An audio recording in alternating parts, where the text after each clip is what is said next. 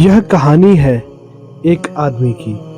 वह आदमी हमेशा सोचता रहता था, मरने के बाद क्या होता है?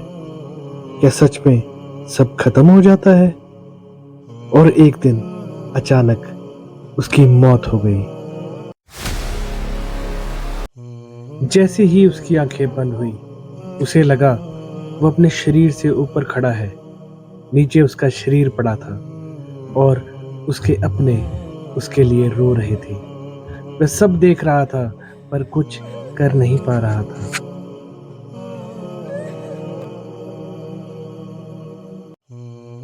तभी अचानक माहौल बदल गया और अंधेरे से दो साए उभरने लगे। वो यमदूत थे जो उसकी आत्मा को लेने आए थे।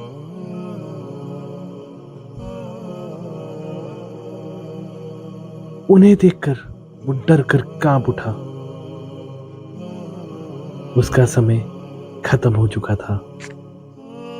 वो डर गया और पीछे हटने लगा।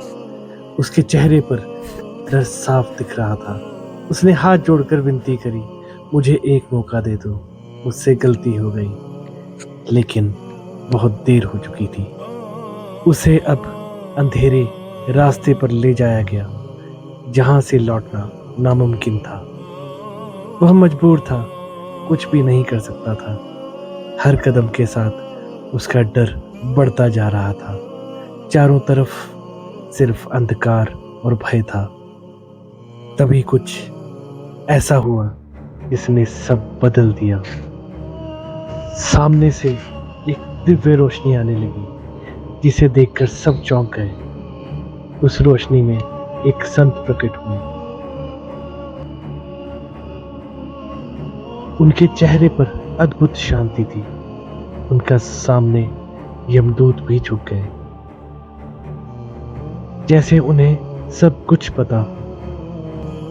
तभी संत ने उसे समझाया, तुमने भक्ति तो की लेकिन सही मार्ग से नहीं, इसलिए तुम्हें उसका फल नहीं मिला। सच्ची भक्ति दिखावे में नहीं होती, वो दिल की सच्चाई में होती है। और सही मार्ग के बिना भक्ति अधूरी है।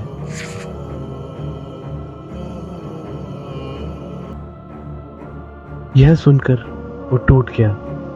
उसने हाथ जोड़कर विनती करी, मुझे एक मौका दे दो, मैं बदल जाऊंगा, सच्ची भक्ति करूंगा। संत उसे करुणा से देख रहे थे। और फिर कुछ ऐसा हुआ।